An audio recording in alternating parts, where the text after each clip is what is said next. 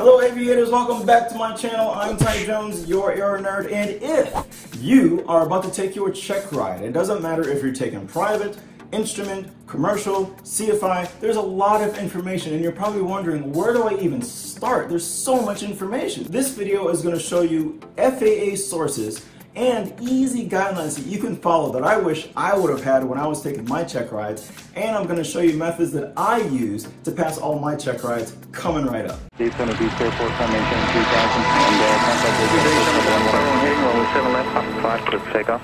Alright, first I'm going to start off with the ACS. Now, what these books have inside of them is this is literally an open book test. This is what your examiner is going to be asking you about. Every little thing in here. Now let's say, you're going through here and let's say, for example, weather, for example.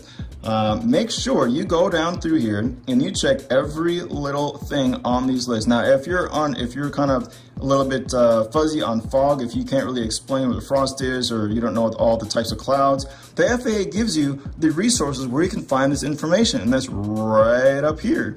Here's all the information. You got the PHAC, you got the advisory circular 00-6, 00-45. All of this information is where you can find all of this list of information right there if you're unfamiliar with it. Moving on to human factors, here's another example. Again, carbon monoxide poisoning, the hypoxia. You know, what are the different types of hypoxia? Where can you find that information? Oh, just look right up here, and there you have it right there. It shows you exactly where to find this information. Now, another source you can find this information is in a book that people throw away when they get the POH for the Cessna. And that's this book right here. There's a lot of people that throw this away. I have no idea why, but this has a lot of good information. If you open it up, look at that. It tells you all of the human factors. Some of you may be familiar with ice flags. Well, here it is right here. Weight and balance. They have all the nice weight and balance information in here too. There you go. But I mean, it's like a little cheat sheet. This is a really good book with lots of great information in here. So I highly recommend you definitely review this. It's really not that thick. There's other books that are much thicker than this one, so yeah, review this. Now this is the performance part. So the very first part is normally the oral portion, and then the second half of the book is going to be the performance. Well, this is what you're going to be doing in the air. Again, make sure you review all of these things. A lot of students fail to do the stabilized descent and the power off stall. For example, we're looking at power off stalls, and right there it says establish stabilized descent. So make sure you're familiar with all of these, all the plus or minuses, so you'll be aware of what the examiner is going to be asking you. Again, go through this book cover to cover at least twice, especially the instrument. Now, for my instrument pilots out there, this is going to be a little bit thinner than the ACS, than the private pilot ACS, but this is one that you really have to go over cover to cover. And again, it goes over the same thing. Oh, magnetic compass, where do I find that information? Just look right up here. Here's all the information right there. Now, most importantly, so what do I do for an IPC? Oh, right here, instrument proficiency check. So if I need an instrument proficiency check, what are the examiner is going to be asking me about? Oh, in section 1, nothing. Section 2, nothing. Ah, but if I go to section 3, I gotta go B. So what is he gonna be asking me on B? So let's see, let's go to section 3. Here's section 3, bravo. So on your IPC, you're gonna be doing holding procedures. So this is one of the things that it's right there. It's provided right there for you. So make sure you're familiar with that for the IPC check. So the examiner can't be like, okay, well, we're going to do 8 holds and we're going to do 5 approaches at minimum. No, you're going to do exactly what it says right here because that's what's required for an IPC. So again, cover to cover, the ACS, no matter if you're doing private, commercial, it doesn't matter. Another thing for my instrument pilots, this is a very good guide that's provided from the FAA. I think they just got it recently, so 29 March 2018. I kind of wish I had this when I was doing my instrument, but this is again, it's free. You can just download it or you can print it off offline. But this is how you can read approach plates. It's so very simple. Everything's color coordinated. It's very comprehensive to follow. I mean, I wish I had this. This is very, very amazing information for instrument pilots. So I definitely recommend you get this. really good information to get. Don't do your instrument without this. Another one you can get also is the, I'll probably show it on my computer, which is the Pilot Cafe IFR. Now for the ACS that mentioned, hey, you gotta look in the AIM. Okay, well, where in the world do I look in the AIM? This makes no sense, really, seriously. Well, in the very beginning, as I said before, it doesn't matter if you are doing private, sport pilot, doesn't matter. You'll see in the very beginning, you'll see a suggested study list. Look at that, suggested study list. This is what the FAA is requiring you or suggesting that you study. So if you're doing private, here you go.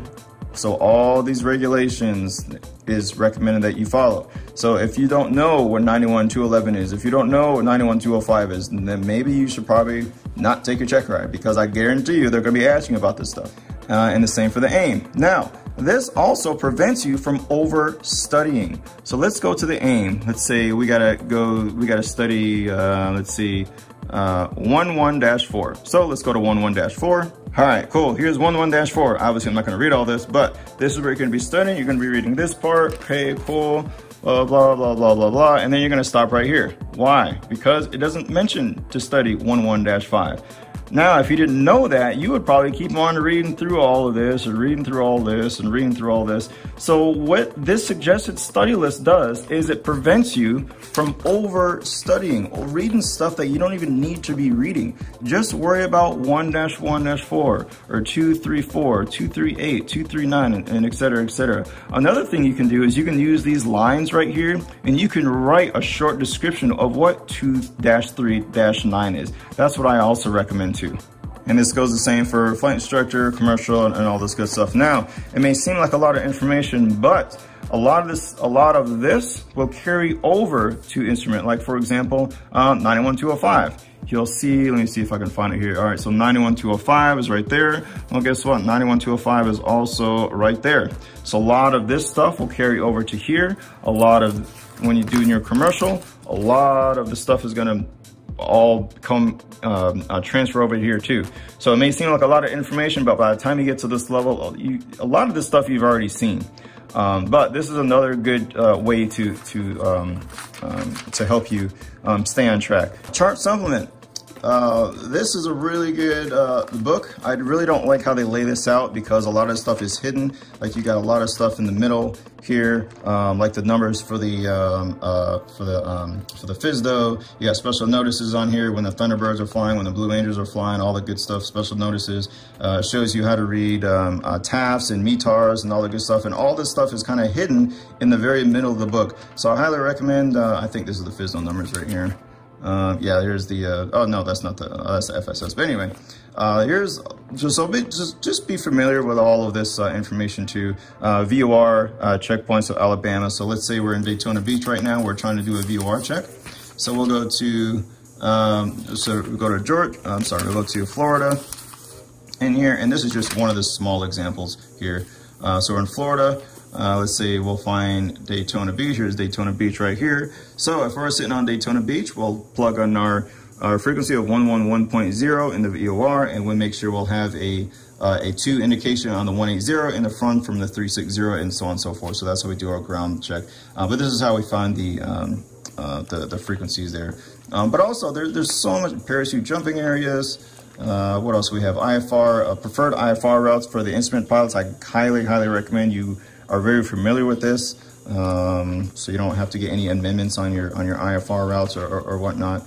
What else do we have in here? See, IFR routes, we've got the Q routes, airport diagrams.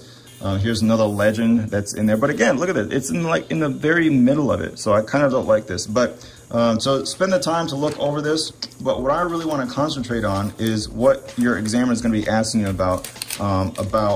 He's going to pull up some random chart. He's going to be like, what does that Bravo mean right there?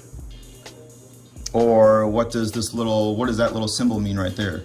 The important thing is not to memorize this stuff, but know where to look. So if I go in the very beginning of the page, you'll see a nice legend right there. Now we point into the B, you'll see a little 12 underneath there. I don't know if you can see it, and let's put 12 underneath there.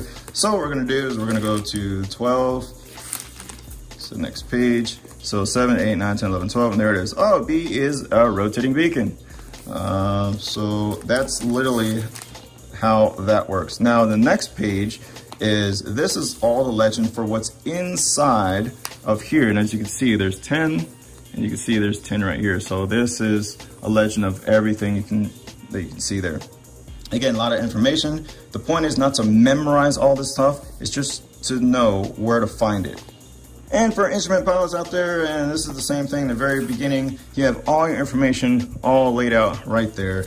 What the negative, expanded, circling diameters are, and all that good stuff. And this is all really, really good. This is a condensed version of this right here. So if you want a lot more detail on this, then just look in here, and there you go. So fortunately, this one is not all spread out like this one. This one, I mean, you got stuff in the beginning, you got stuff in the middle, you got stuff in the almost in the middle, and then the very new one, you have your PIREP information right there. I think in the older ones, it doesn't have that. This is actually hidden in somewhere in the middle, but you have all the stuff right here of how to read PIREPs. Again, you can find all this information in like advisory circulars too, but here's a quick reference too that you can use. All right, so the private pilots, most likely, a lot of them choose 150, 152s. Chapter 8, this is the chapter that they're gonna be asking a lot of questions about. Chapter 8 is normally avoided, but this is the stump the chump questions where they ask, for example, what's the tensile strength of the tie-down ropes for the wings? There's a lot of people that don't know that. Where am I going to find that information? Does it even matter? Oh, yeah, it's actually 700 pounds. Where can I find that? It says right there, 700 pounds of tensile strength for the tie-down ropes. Now, this is for the 152. Oh, but what about the 172? 172 also. Chapter 8. And where is it at? I just had it open right here. Oh, there it is, tie-down. So, 700 pounds, tensile strength.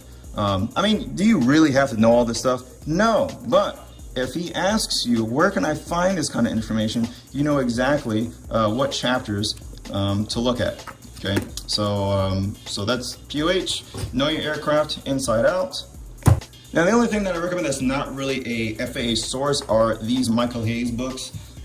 These are really good books to read and go through. These provide every single question that the examiner can ask you with the answers and explanation. And furthermore, it also has the references of where you can find the information and the answers too. So it's very, very good information. Now, I highly recommend you don't look at these books until you are ready for your check ride. Why? Because you're going to be reading a lot of this stuff and you're not going to have any idea what you're reading because you don't have any experience in it. Like, for example, I'm going in here and how can your IFR clearance be obtained? Okay, IFR clearance. How do I even get an IFR clearance? What is an IFR clearance? You have no experience in doing it. However, once you do your cross countries and you do your IFR clearance and you have experience of it, then when you read this, you know exactly what you're reading and it makes a lot more sense. So don't really touch these books until you actually have experience. You have at least, you're getting ready for your check ride, and that's for all of these books, but that's just my recommendation.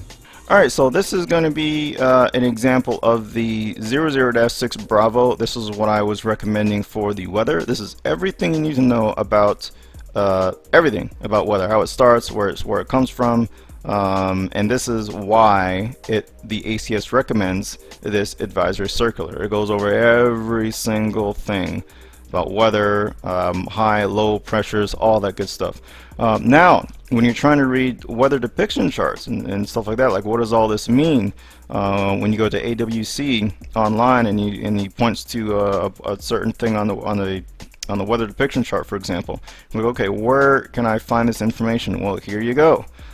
So this is all 00-45. Plenty of information on here, how to read PIREPs, how to read METARs, all this good stuff is right here. I'm trying to find one really quick so I can, sorry if I'm making you guys a little bit dizzy here, but oh, come on, let me find one. Oh, here we go. So here, like for example, PIREP information has examples. All of this information is really great resources to look up. And remember, the Checkride is an open book test, so you can actually have this provided for you. And here we go right here. So here's a nice Pirate right here, and again it just breaks everything down. It's very comprehensive to read. Now from the instrument pilots, I recommend that you also use this for your advantage too, because this definitely does not go away. Everything that you learn in private they can ask you to, even in your instrument check ride, and same thing for commercial pilots as well. Now